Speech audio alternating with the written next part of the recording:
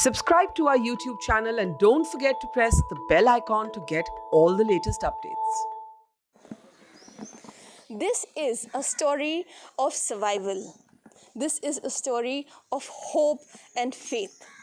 This is the story of a battle won by Miss Anna De Mello. Anna De Mello and her family, her entire family of 15 people were infected with COVID-19.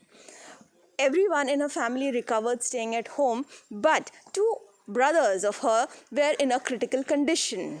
Now, Anna does not have any complaints about the line of treatment given to her brothers, but getting them to a hospital was a trauma. It was a traumatic experience, and she put up a fight in getting a bed for her brothers.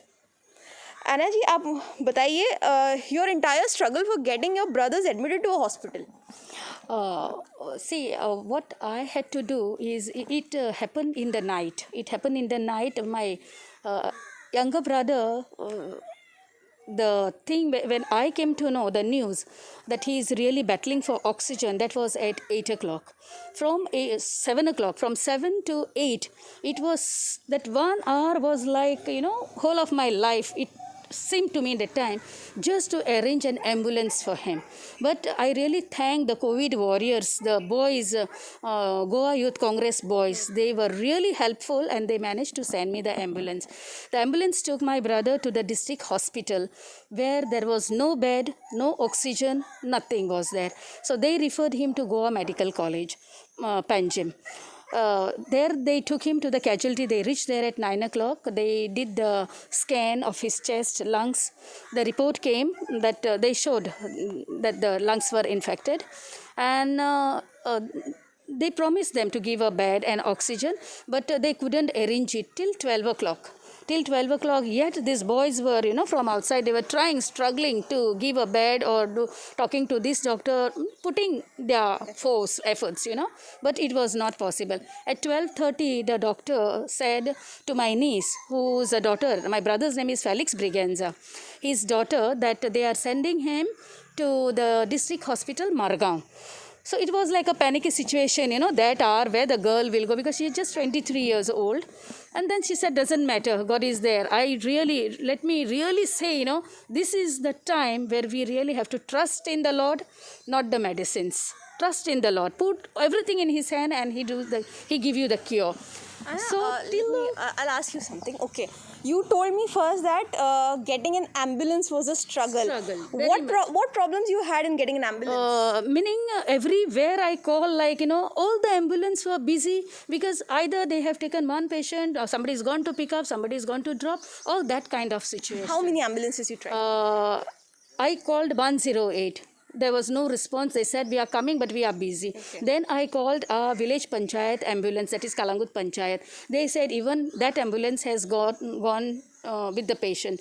Then I called Kandulim Panchayat. Even they said it is gone, but as soon as it comes back, I will send. Then I called somebody's private ambulance. Even they said, sorry, madam, we can't help. It is on the way with the patient. And that was kind of situation How many hours were wasted in getting an ambulance? 1.5 hours, exactly. Okay. Yeah, from 7 to 8:30. Okay. Yes. And after getting the ambulance, you took your brother Felix to district hospital? District hospital, Mapsa. What was the condition over there? Over there was really, really very bad condition over there. Because what happens, madam, there are so many patients even lying on the floor, and I don't know what to say, but the situation is such that there is no bed available, there is no oxygen, and doctors are so, they're overworked, you can't blame the doctors. Really, in this situation, what I would say is our government has really failed to provide this for us, but not the doctors and the nurses. They are really doing their best. They are giving their best. So from district hospital, my brother was kept over there for 45 minutes. Without ambulance, because they told him, we don't have that machinery to do the scan and all, we have to send you to the Goa Medical College. Then somehow the same Vivek came, Vivek De Silva, he came, he arranged for the ambulance, and then they sent him to Goa Medical College. What response you got in Goa Medical College? Response was good.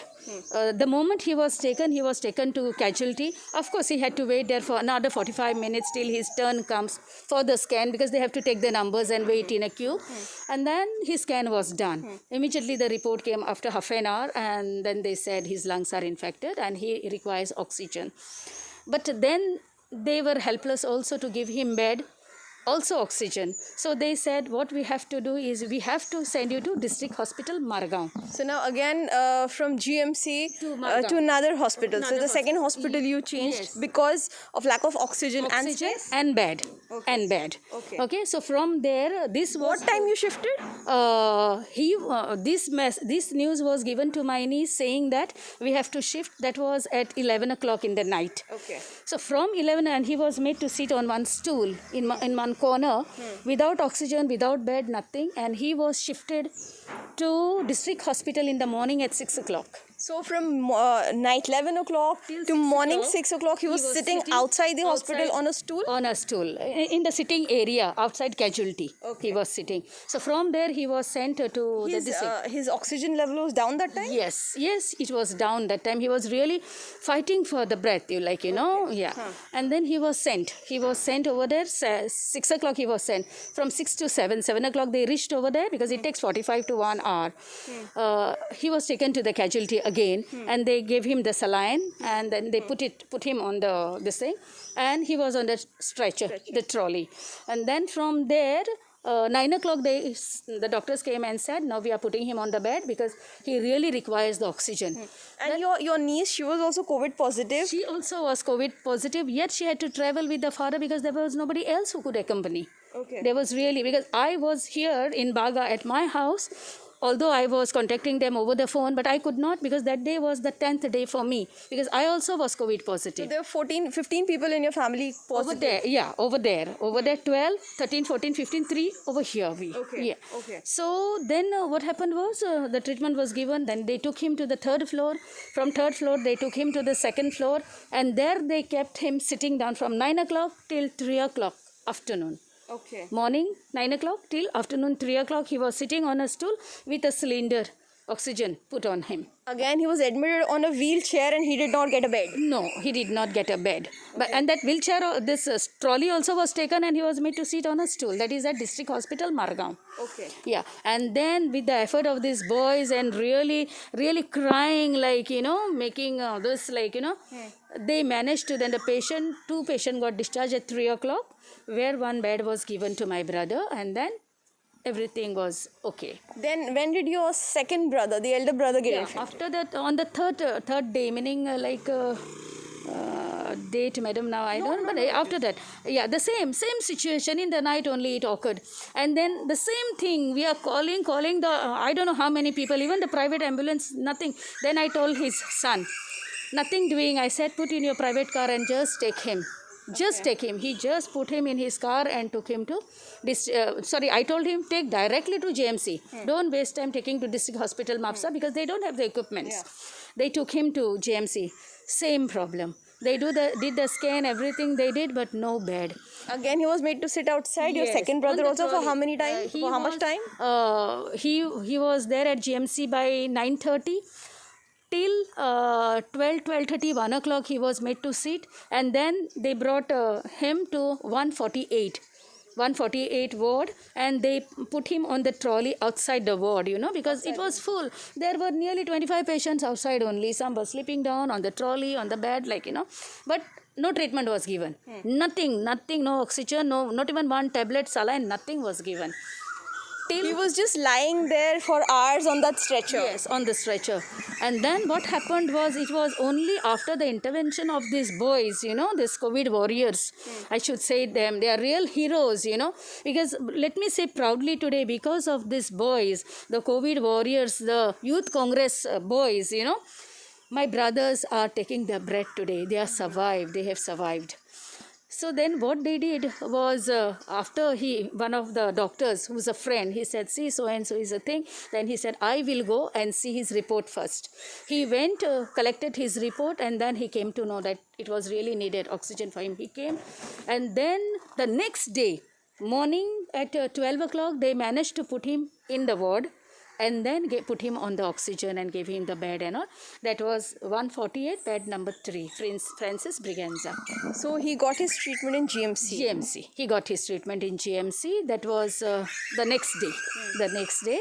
And then his condition started becoming stable. Okay, I would like to ask you this. 15 members of a family down with COVID Yes. In one time. Yes. एक ही साथ में, right? How did you manage? Madam, what to tell you how I managed? I can only say God has protected us. Really, God has protected us, because when I came to know, when I got infected, I knew how to tackle this virus. That is where I kept on guiding them. Although I couldn't go there, I kept on guiding them over the phone. Like first thing I told them, nothing doing. You take ajwain, you take camphor, put lavang, okay? Make a this one small bunch of that potli, you know, and keep on smelling till it reaches your heart. Keep on smelling. Then sleep on your stomach. Proning. And then keep on breathing. Then do your exercise. All this I was really directing them over the phone, and it really is to work, you know. And then the kada with tulsi, lemongrass, and all that lavang and all that. Boil it and have it. This is what I really saved one family without landing into the hospital. That is my second brother. He, his wife, and 2 children. The same remedy I did with myself, my husband, and my daughter. Ma'am, do you feel the government has failed the residents of Goa? Miserably. Let me say this, miserably, because our CM, I am really not scared to say, our CM has really failed miserably taking care of his people. He being a doctor, if he doesn't know any basics, what is the use of him becoming the doctor? Okay.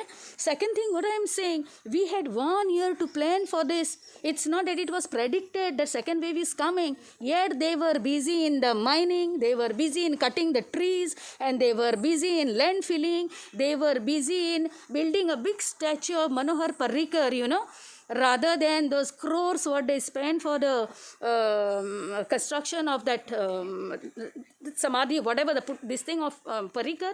If they had to put that for a hotel, it would have been a great use and help today.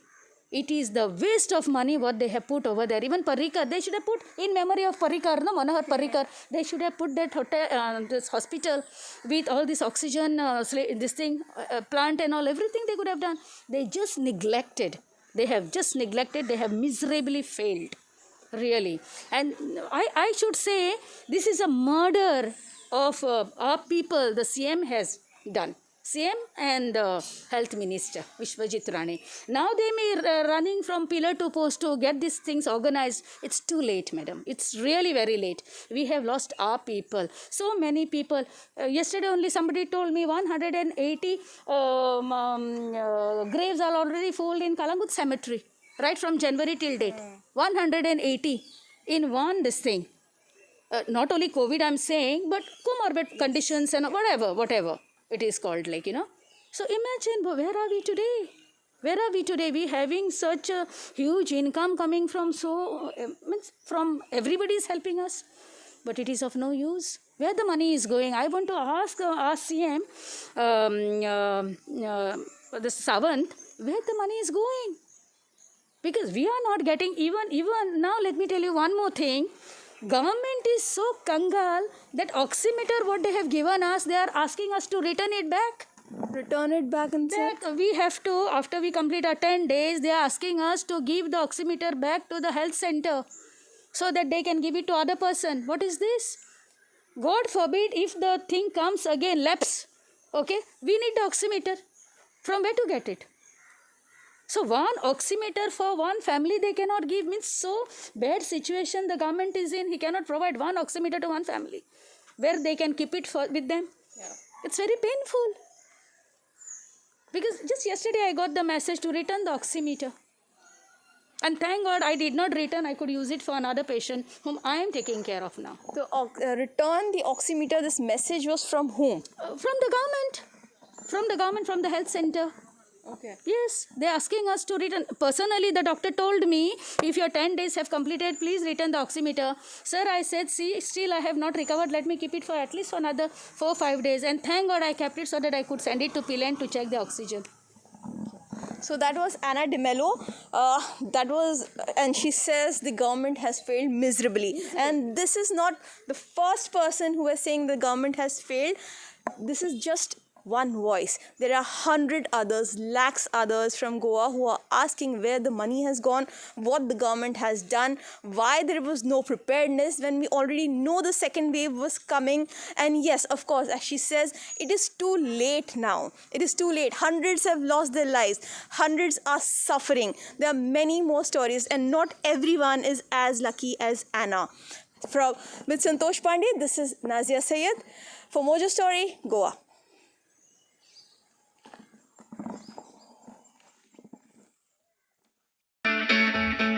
It's great to see you here. Thank you for watching our work.